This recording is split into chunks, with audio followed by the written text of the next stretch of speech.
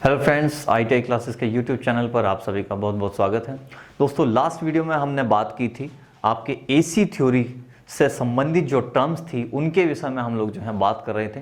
काफ़ी जो टर्म्स थी हम लोग पढ़ चुके थे, कर चुके थे। अब हम बात करेंगे उससे आगे जो टर्म्स यूज़ होने वाली हैं, जैसे कि आपकी होती है एवरेज वैल्यू, आप जिसको क्या बोलते हैं, औसत मान भी बोलते हैं, उसकी बात करते हैं।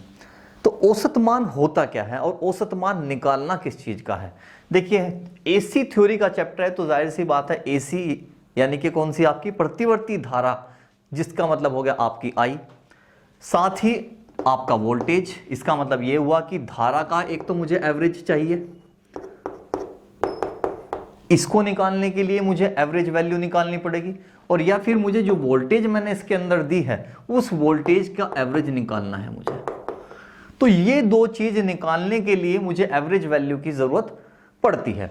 अब हमने ये कहा कि भाई ये जो हमारी जो धारा है, इसको आप क्या बोलते हैं, जीरो हो गया, प्लस हो गया, माइनस हो गया। ये इसको मैं क्या कहता हूं, इसको या तो मैं कहूंगा AC करंट कहूं या फिर मैं कहूं कि इसको वोल्टेज कहूं। तो ये जो वोल्टेज का पूरा एक साइकिल है, इस पूरे के पूरे साइकिल की यदि मैं औसत निकालता हूं, किसका औसत, धारा का औसत कहिए, I का औसत, या फिर मैं कहूं कि वोल्टेज का औसत, ये जब दोनों के दोनों ही निकालता हूं पूरी की पूरी किसके, साइकिल के, तो क्या आ जाते हैं मेरे पास मान, शून्य हो जाते हैं। शून्य क्यों हो गए, शून्य इसलिए हो जाते हैं कि जब पॉजिटिव में ये मान था, धारा का कोई भी मान पॉजिटिव में था, वो शून्य पे आ गया तो यहां तक प्लस रहा। उसके बाद जब ये माइनस में आ जाएगा तो जब दोनों को जोड़ करके उनका औसत निकाला जाएगा तो हमेशा क्या मिलेगा, आपको जीरो मिलेगा। तो हमने ये कहा कि भाई किसी भी चालक के अंदर या सर्किट के अंदर धारा का जो औसत है, यदि पूरी साइकिल को लेकर के निकाला जाएगा तो आपका मान जीरो हो जाएगा। इसीलिए जब कभी भी एवरेज निकालना होगा तो हम पूरी की पूरी साइकिल का ना निकाल के हाफ साइकिल का औसत निकालते हैं। अब हाफ साइकिल का औसत निकालने के लिए मुझे क्या चाहिए, इस हाफ साइकिल के अंदर आपको अभी हमने पिछली वीडियो में बताया था कि AC के अंदर जो धारा की वैल्यू होती है या वोल्टेज की जो वैल्यू होती है वो क्या होती है, निरंतर चेंज होती रहती है। अब यदि मुझे इसके अंदर T बढ़ाने के साथ साथ जैसे जैसे T बढ़ा वैसे वैसे ही धारा का मान यहाँ क्या हो रहा है, पहले तो एक अधिकतम मान तक बढ़ जाएगा, यहां आने के बाद में मैक्सिमम हो गया धारा का या वोल्टेज का, दोनों का मान। उसके बाद में समय के साथ साथ क्या हो रहा है, धारा का मान जो है घटते घटते घटते आपका शून्य तक आ जाता है। इसीलिए हम ये कहते हैं कि आधे साइकिल में धाराओं का औसत ही एवरेज वैल्यू कहलाता है। हम क्या कहेंगे कि आधी साइकिल के अंदर जितनी भी धाराएं होंगी, क्योंकि देखिए धारा का मान क्या है, फिक्स नहीं है, तो I1 I2 I3 से लेकर के हो सकता है IN तक हो, अनंत तक हो सकती हैं वैल्यूज आपकी I की। हमने कहा आधी साइकिल में धाराओं का औसत ही एवरेज वैल्यू कहलाता है। अब अगर इसके अंदर धाराओं का मान निरंतर बदल रहा है तो मुझे उसका औसत निकालने के लिए क्या करना पड़ेगा। अगर मैं आपसे कह रहा हूं कि भाई मुझे I एवरेज चाहिए, मुझे धारा का औसत मान निकालना है, तो मैं क्या करूंगा, धारा का औसत मान के लिए हमने कहा जी इसकी जो धाराएं हैं ना उन सबको जोड़ते चले जाओ, N तक लेके चले गए, सभी धाराओं को जोड़ लिया और लास्ट में क्या है, N से डिवाइड कर दिया। क्यों, औसत निकालना है। औसत निकालने के लिए क्या करते हैं, जितनी भी संख्या हो जाती है उससे लास्ट में भाग दे देते हैं। एक तो तरीका हो गया मेरे पास ये धारा का औसत मान निकालने का। दूसरा हमने ये कहा कि वोल्टेज का भी औसत मान होता है जी। अब यदि मुझे वोल्टेज का एवरेज चाहिए तो उसके लिए मुझे क्या करना पड़ेगा, इस हाफ साइकिल के अंदर वोल्टेज का मान जितनी बार चेंज हुआ है वो सब लिख लिया। हमने कहा V1 plus V2 plus V3 सभी को लिखते चले जाओ, वी एन तक लिख लीजिए और एन से डिवाइड कर दीजिए। सेम ये तरीका हम इसके लिए भी अप्लाई करेंगे अगर मुझे वोल्टेज का औसत निकालना होता है। हमने कहा जी ये जो तरीके हैं दोनों के दोनों बहुत ज़्यादा क्या हो जाएंगे, बड़े हो जाएंगे, क्योंकि आई के जो मान है या वोल्टेज के जो मान है वो हर बार चेंज हुए होंगे, तो बहुत सारे मिलेंगे। देखिए हर कोण पर, हर डिग्री एंगल पर जो है धारा का मान चेंज हो रहा है। धारा का मान इतने सारे एंगलों तक चेंज होगा, अर्थात कितना 180 डिग्री तक मान चेंज हुआ, तो नंबर कितने हो गए, बहुत ज्यादा हो गए। तो बहुत ज्यादा की वजह से होगा क्या, हम लोग इसको जब निकालेंगे तो ये बहुत ज्यादा कॉम्प्लिकेटेड हो जाएगा, मुश्किल हो जाएगा। इसीलिए हमने कहा कि भाई एक शॉर्टकट तरीका अपनाते हैं, जहां पर मुझे अगर मुझे धारा का क्या निकालना है, एवरेज निकालना हो, तो मैं क्या करूंगा, 0.637 की धारा की मैक्सिमम वैल्यू जो होगी पूरे के पूरे हाफ साइकिल में, उससे गुणा कर दूंगा डायरेक्ट। इसी प्रकार से जब मुझे वोल्टेज का एवरेज चाहिए होगा तो मैं उसके लिए भी यही काम करूंगा, 0.637 की गुणा कर दूंगा किसके साथ में, वोल्टेज के मैक्सिमम वैल्यू के साथ। ये लीजिए, तो इतना लंबा क्वेश्चन ना करते हुए, मतलब इतना ज्यादा लंबा प्रोसेस ना अपनाते हुए, हमने क्या किया, दो शॉर्ट तरीकों में क्या है, इसको चेंज कर लिया। अब इनका जो मान है वो हम जब इसके बाद, जब आपका ये टोटल टर्म्स खत्म हो जाएगा, उसके बाद हम इनसे संबंधित जो है कुछ न्यूमेरिकल करेंगे।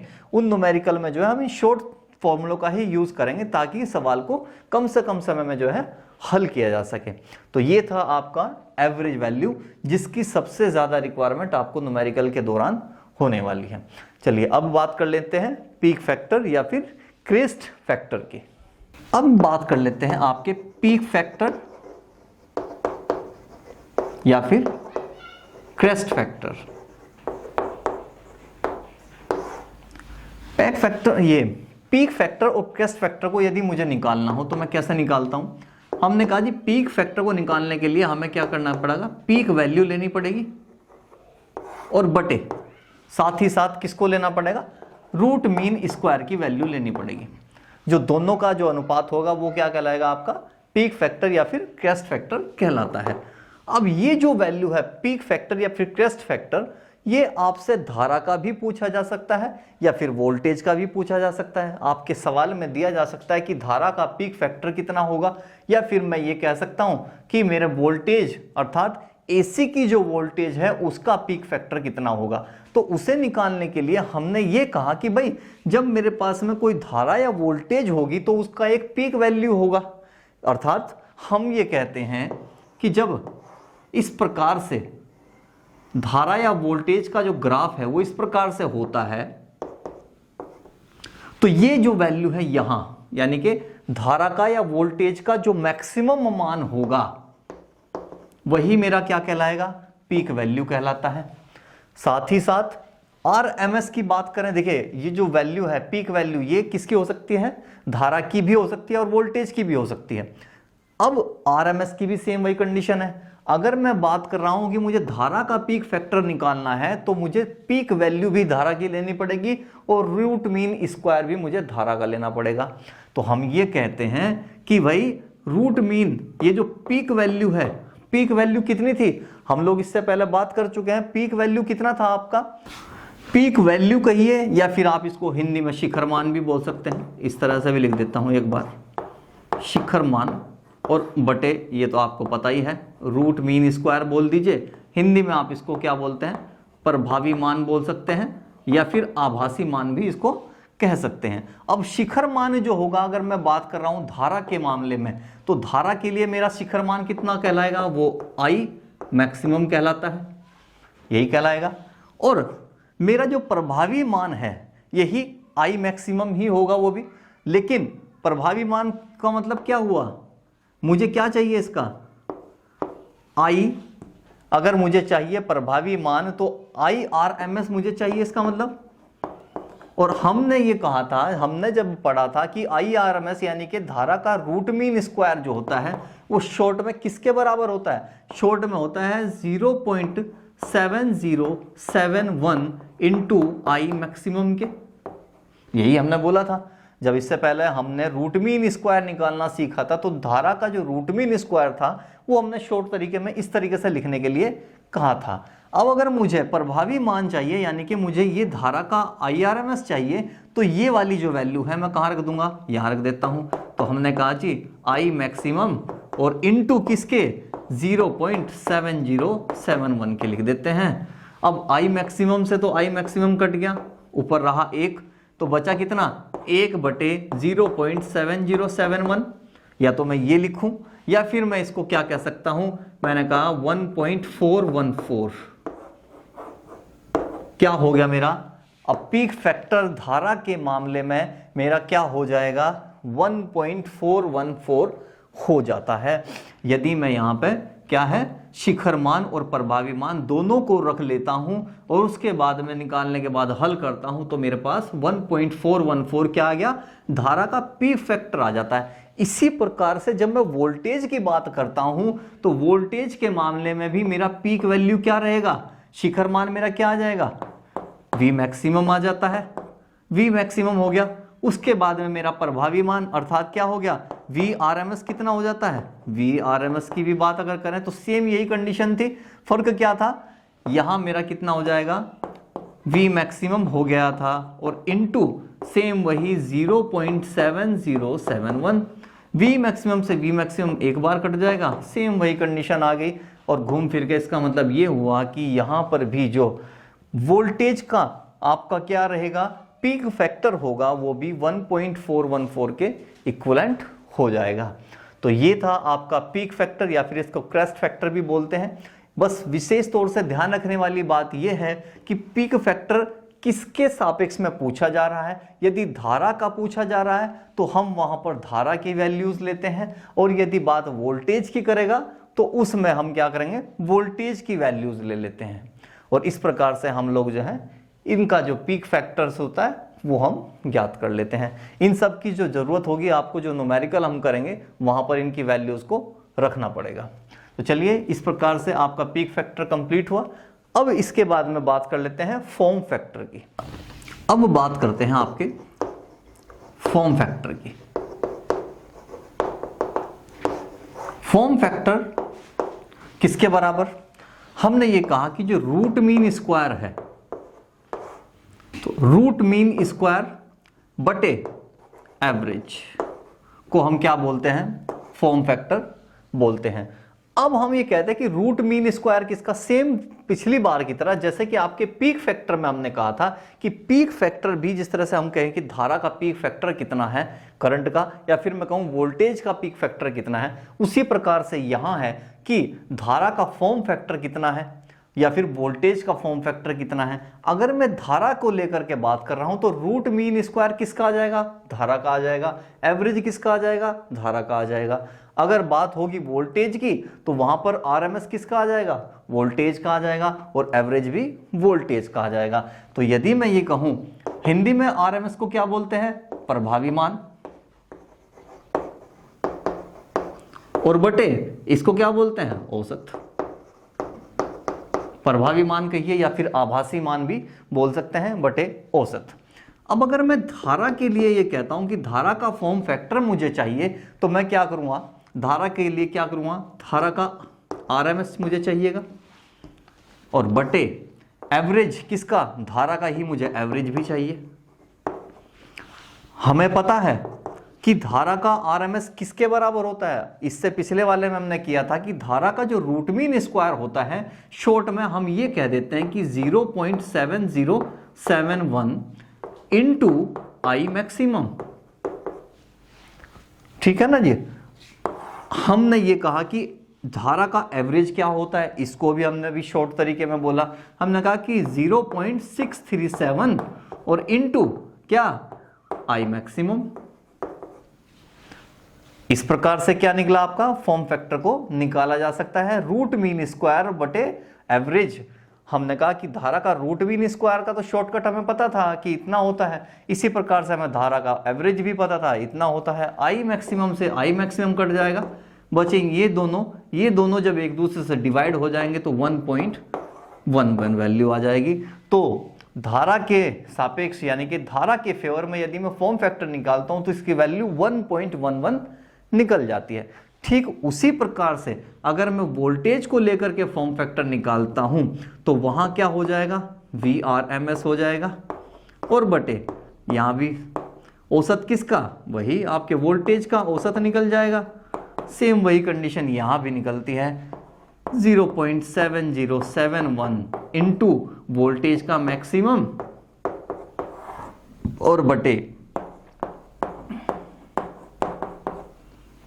वोल्टेज का मैक्सिमम। इससे ये कट जाएगा, सेम वही बचेगा और इसका भी वैल्यू 1.11 हो जाता है।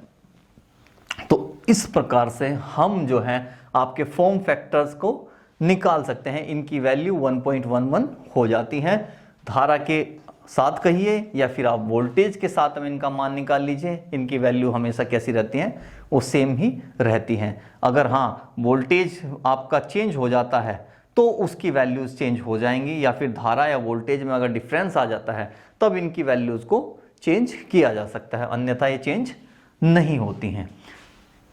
तो ये कुछ क्वेश्चंस हैं जो कि हम जो अभी टर्म्स जो पढ़ रहे थे उनसे रिलेटेड हैं, जैसे कि फॉर्म फैक्टर की बात की जाए, पीक वैल्यू की बात की जाए, तो इस प्रकार के सवाल जो हैं आपके एग्जाम पेपर में पूछे गए हैं। तो चलिए सॉल्व करते हैं इनको। फर्स्ट क्वेश्चन की बात करते हैं, तो सॉल्यूशन फर्स्ट के लिए सवाल है आपका, एसी संकेतक का आरएमएस मान 10 वोल्ट है। अब आरएमएस तो दिया है, लेकिन ये धारा का है या फिर वोल्टेज का है वो बताने के लिए हमारे पास में क्या है, ये वैल्यू हमें दी है 10 वोल्ट, यानी कि क्या हो गया, आरएमएस किसका है, वोल्टेज का है। तो इसका चरम मान बताइए। चरम मान का मतलब क्या हो गया, यानी कि आपसे मैक्सिमम वैल्यू, चरम का मतलब क्या होता है, पीक वैल्यू। तो पीक वैल्यू कहिए या फिर मैक्सिमम कहिए, उसको आपसे पूछा गया है। तो आरएमएस अगर मैं कहूं कि मेरे पास में वोल्टेज को लेकर आरएमएस का एक फॉर्मूला था, VRMS बराबर किसके होता है, 0.7071 और इनटू किसके, V मैक्सिमम के। अभी थोड़ी देर पहले हमने पढ़ा था इसको। तो ये हमारे पास में फॉर्मूला है, सिर्फ इसमें क्या करना है, वैल्यू पुट करनी है। आरएमएस का मान 10 वोल्ट आपको दिया है, आरएमएस यानी कि ये रहा, आपको 10 वोल्ट इधर दे दिया है, 10 बराबर 0.7071 और इनटू V मैक्स, जिसकी वैल्यू आपसे पूछी है। अब अगर मुझे ये वैल्यू निकालनी है तो दूसरे वाली को कहाँ जाएंगे, इसके नीचे ले जाना है। तो मुझे V मैक्स की वैल्यू अगर चाहिए तो बराबर किसके करना पड़ेगा, 10 बटे 0.7071। अब आप इसको डिवाइड कर दीजिए, डिवाइड करने के बाद में आपको मिलेगा 14.14। क्या निकला है आपका, वोल्टेज है, तो जाहिर सी बात है आंसर आपको वोल्ट में देना होगा, ना कि एम्पियर में देना होगा। तो ये था आपके पहले क्वेश्चन का सॉल्यूशन। देखिए ध्यान रखिएगा, आरएमएस की वैल्यू 10 वोल्ट दी है, फॉर्मूला आपके पास है, फॉर्मूला ये रहा। तो देखना है सिर्फ आपसे पूछा क्या गया है, चरम मान पूछा है, अर्थात पीक वैल्यू की बात कर रहा है, अर्थात V मैक्सिमम आपसे पूछा गया है। VRMS की वैल्यू आपको दे दी है, फॉर्मूले में वही शॉर्टकट तरीके से हमने फॉर्मूला लगा दिया और V मैक्सिमम की वैल्यू निकाल ली। सेकंड क्वेश्चन की बात करते हैं। सेकंड में क्या दिया है, उस धारा का आरएमएस मान क्या होगा। देखिए धारा की बात कर दी, इसका मतलब IRMS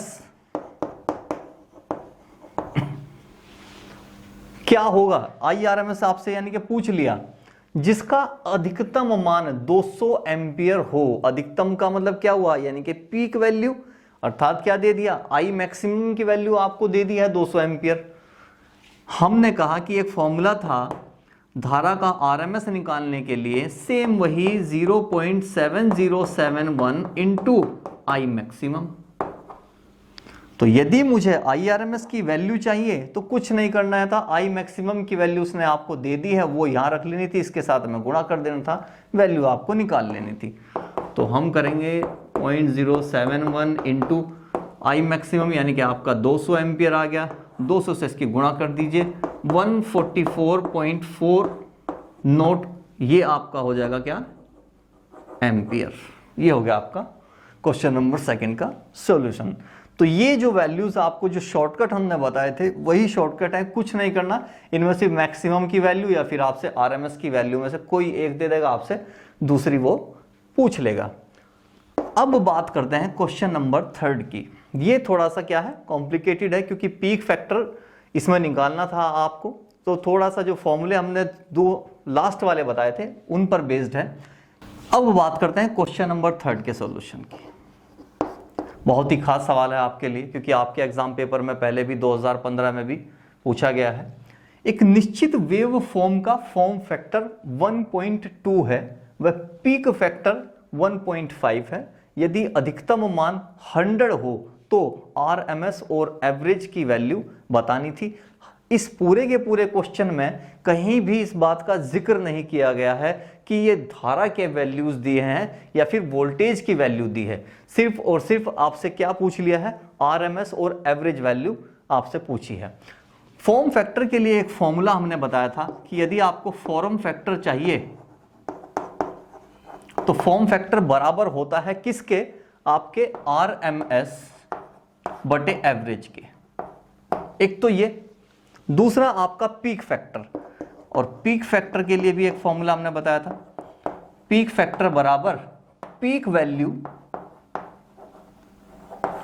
बटे आरएमएस के। बस यही दो फॉर्मूले थे, इन्हीं दोनों फॉर्मूले में वैल्यू को रखना था और आपका आंसर आपको मिल जाना था।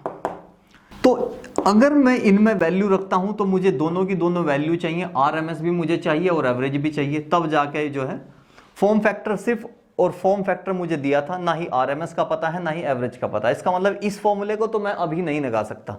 अब बात करते हैं पीक फैक्टर की। पीक फैक्टर में क्या करेंगे, peak factor equal to peak value oblique RMS, ये मैं निकाल सकता हूं। यहां से मैं आरएमएस निकाल लूंगा क्योंकि मुझे पीक फैक्टर और पीक वैल्यू दोनों ही दी गई थी। पीक फैक्टर मेरा कितना दिया था, 1.5, तो 1.5 इज इक्वल टू किसके, पीक वैल्यू यानी कि अधिकतम मान उसने आपको 100 दिया है, 100, और बटे आरएमएस वो आपसे पूछ रहा है। ये मुझे अगर निकालना है तो ये 1.5 इसके नीचे आ जाएगा, तो कितना हो गया 100 बटे 1.5। इसकी वैल्यू अब आप निकाल लीजिएगा, जितना भी आएगा वो मुझे आप कमेंट्स बॉक्स में इसका आंसर बता दीजिएगा। अब मेरे पास में मुझे क्या मिल जाएगा, यहां से आरएमएस मिल गया, आरएमएस की वैल्यू मेरी आ जाएगी यहां से जो भी आप निकालेंगे।